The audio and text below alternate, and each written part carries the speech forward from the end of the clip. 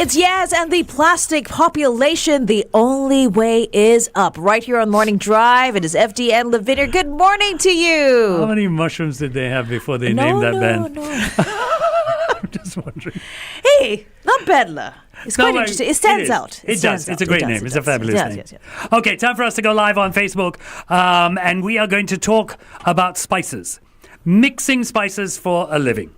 An NTU graduate, an aspiring gamer, gave it all up.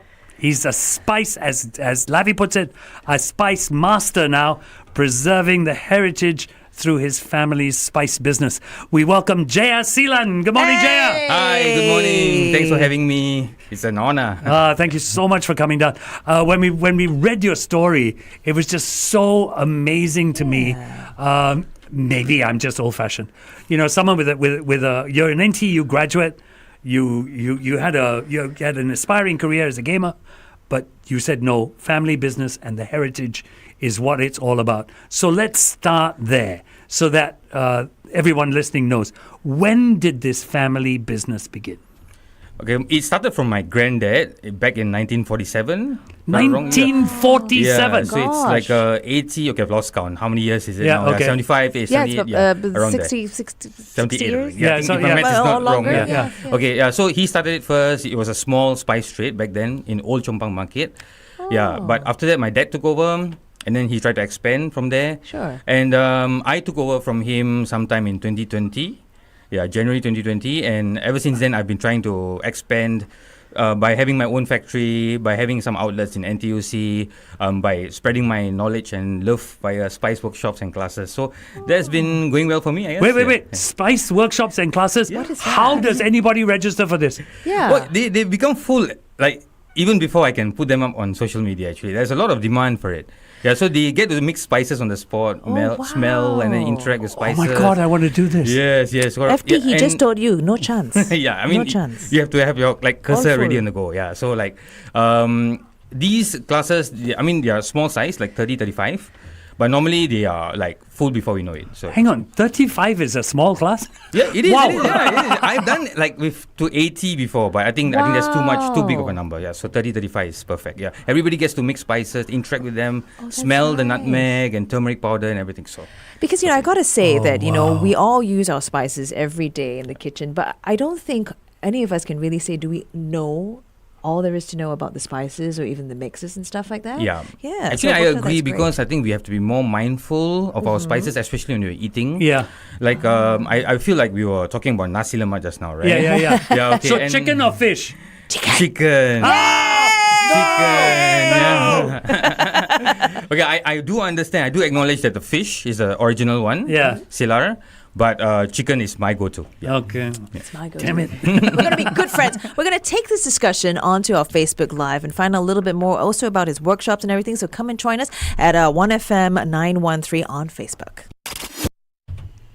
So you took over in 2020. Yes. So you've been doing this for 5 years now, and you've expanded the business. Yes, I have. Your father once turned to you and said, "Boy, I make magic." I love that. When you asked him when you asked him about his job, was that the moment you realized that spice making was more than just a trade?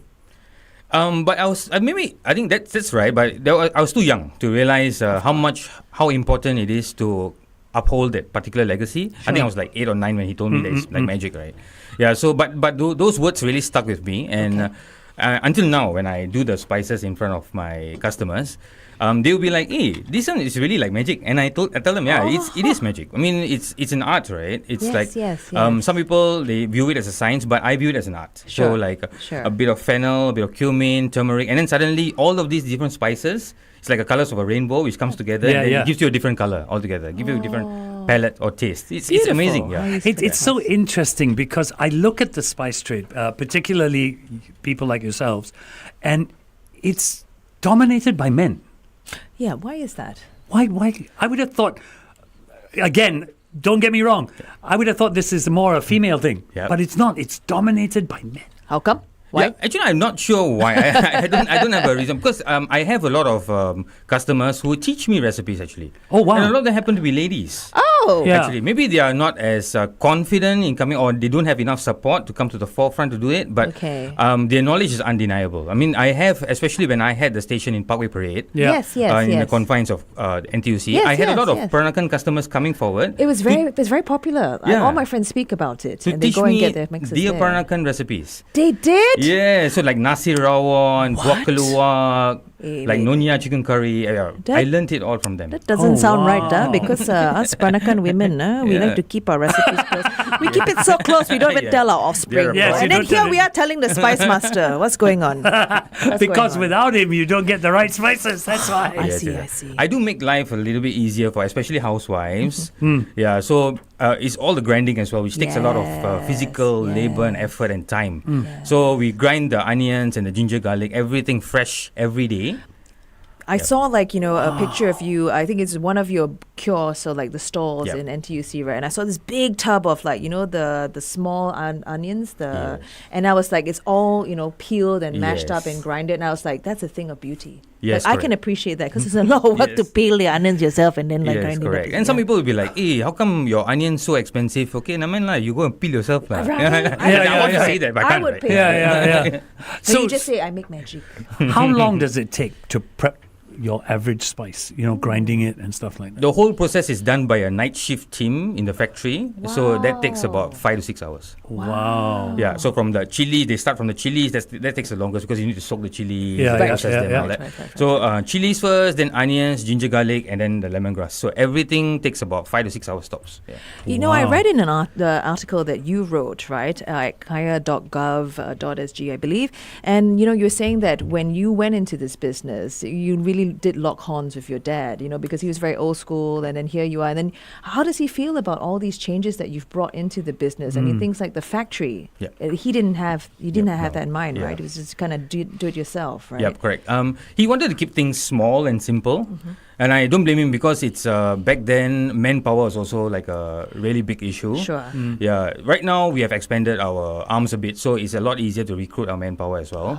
Yeah, so he wanted to keep things small within like a small physical space together with his my mom. Yes. Yeah, so it's just the two of them actually. wow. So Wow. even if they wanted to expand, they didn't have the manpower to do that. So, Right, yeah. right.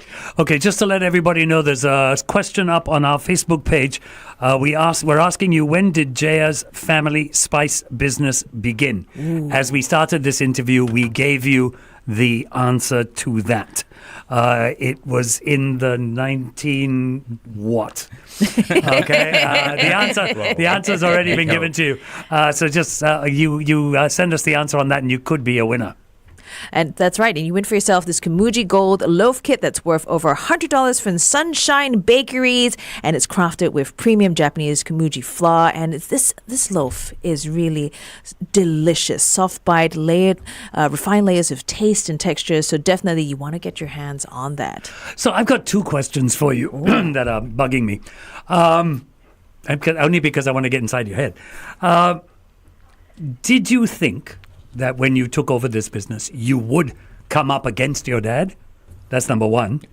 And what was the turning point when you said, okay, I need to step in? Okay. Oh, these are quite complicated questions for a really rainy morning. But yes, I'll try my best. Okay, so my dad and I had different ideologies from the start. Even before I came in, I knew that it would be kind of like Bit of an uphill battle. a bit of an uphill battle, to say the least. But I mean, all businesses kind of face these problems. If it's not within like family members, it will be between like your business partners, or between like your employees and yourself. There will be difference in ideologies whatsoever. Yeah, but the only thing is, because this is family, you can't really run away. Yeah. There's no like work here, family later. Yeah. Work is family. Family Yeah. is work. So when we go back home and have dinner or lunch together, sometimes things are a bit tense. Like, do we talk about work or do we talk about something else? Yeah. So sometimes we just have lunch or dinner like quietly and everything. But I have to say the whole journey was really very fulfilling and meaningful, I think. I mean, it fostered our bonds. I feel like I'm a lot closer to my parents, both my dad and my mom, thanks to the spice business that we're running together. I've got to say that those tensions, though, are going to be eased off very shortly because you're about to have a baby. Yes, correct. I have a baby boy on the way. Yes. So once that baby boy comes, Yes. mom and dad are going to be very distracted. Yes, correct. And everybody's going to fawn over the baby. Yeah, so you'll have less. But the turning point, you were in corporate communications. When did you decide, I got to go help out the family? Actually, I didn't decide to help out the family. I wanted to go do something else actually. Yeah. But I was just idling at home, and one day my dad was like, "Okay, not stop wasting my resources. Okay, come and help me out, and we see how it goes. I mean, if you don't like it, you can always go somewhere else." Yeah. He was nice enough to invite me to the business, and I was there for 2 weeks, and I was addicted. I was hooked.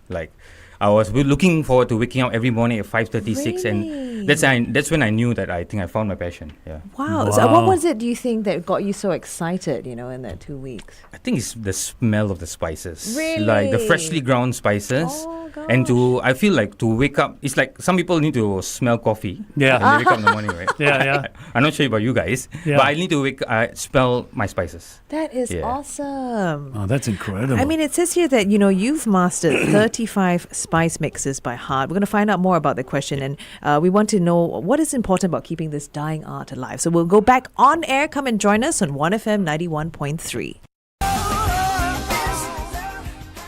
This Love from Maroon 5 right here on 1FM 91.3, The Morning Drive. And I think we are talking about his love for spices, our studio guest for today. It's Jeya Seelan, and he's talking about, joining and coming on board and really bringing his family spice business to a whole new direction and to a whole new level as well.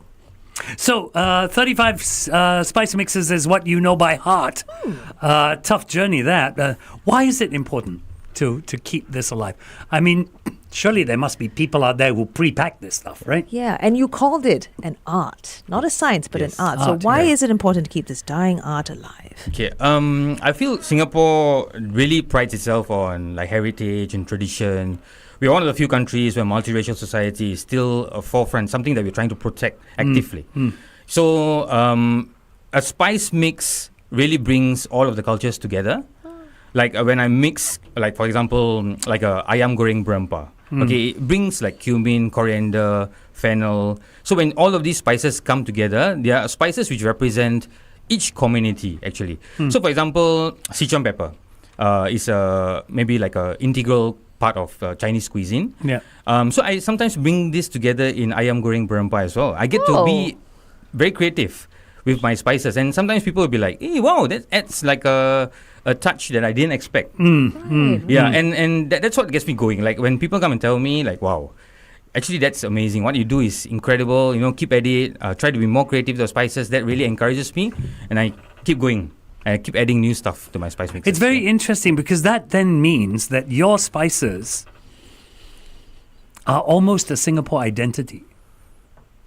You've created a Singapore identity. Yes, pretty much. I mean, I have countless occasions when I'm just in front of the spice table, and then there'll be a Chinese auntie, an Indian auntie, and a Malay makcik over here, and then they're just surrounding the table, and then their common language is spices. Yeah. Cute. Yeah, the common language is spices, and I find it incredible. I mean, if I can somehow grab my phone and take picture, I will take picture because that's something which I feel is very unique to especially the wet market, to my particular trade. So I want to keep it alive. Do you ever get people who come up to you and go, "This is a simple thing to do"?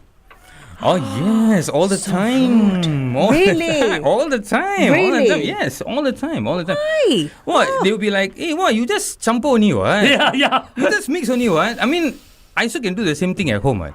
Are you doing that? Yeah, no, as in because people don't really appreciate the labor which goes behind all of these, especially the wet ingredients. Right. Yeah, I mean anybody can do it, but can they do it every single day? Can they mix 80 to 100 packets every day? That takes commitment. That takes passion. I feel. So you just laugh at these guys, right? I laugh. I laugh politely. I do magic. Yes, I do magic, and then you send them on their way. Do you we talk about this as a dying art. Is that because Singaporeans are going for convenience? Because they've got to come to you. They've got to physically stand there. They've got to ask you. They've got to tell you what they want. You've got to mix it down. Is that why it's dying? Oh yes, it's 100%. 100% because especially the younger folks, Yep. they are looking to the hypermarkets, the NTUCs, the Sure, Sheng-Siongs, sure. the Giants. So when they are looking for convenience, they don't want to step inside the wet market. Wet market is stuffy. Yep. Yeah, it's Yep. a bit hot. You need to jostle. It's like crowded. I mean, the stigma is always there about wet markets. So I feel like the younger crowd has to be kind of like educated a bit more. Yeah, I feel like the schools can do more to bring in to maybe the syllabus. That is true. Yeah, that might be more useful in bringing the younger folks to the market. Okay. That is very true. We're going to carry on this discussion back on Facebook Live. Please do come and join us because I'm going to ask you about how we can get hold of your newer creations, your newer spice mix like Sichuan that you put in the chicken? Ayam goreng berempah. Okay, so come and join us. Alrighty. So what? You're going The to talk? Sichuan. Yes, the You Sichuan. put Sichuan peppers into the I've never heard of that chicken before. or the ayam what? Ayam goreng berempah, yes. Yeah, and it's been a hit, right? Yes. So see, how do if I go up to any of your stalls, right, and I want to try like the new things, the innovative stuff. So how do I ask you? Okay, you can just ask me for your ayam goreng berempah. Okay. But then you continue and say, surprise me. Oh, so Make whatever I ordered, I Yeah. just go surprise. Yeah, you can just say, surprise me, or like, I want something that has never been tried before. Like, make sure I come back for more, that kind of thing, yeah. I can only say it to you, right? Yeah. Because if I say it to somebody else who works there, they'll be like, Yeah, they will what, just. what are you talking about? Yeah, Is They'll it? just, Okay, only they'll just to look at you, yeah. only It's just to me. him. Just We've me. got a question on our Facebook page. Yes. What is the most unique spice that you carry? Unique spice, I have juniper berries. Oh. Yeah, juniper berries. So yeah, I can go to you and make gin. Yes, I know, right? I was like, that's my first I have all the thought. ingredients for gin. I have all these herbs and So do people spices come for up to gin. you and they go like, Yeah, I they want to make do. for infusion? Yeah, Like, oh. They do. Yeah, it's quite a common request, especially it was when I was in Parkway Parade. So Wow. yeah, Very correct. cool. Yeah, so Hey, this is ideal. my most unique spice mix I think is jalfrezi.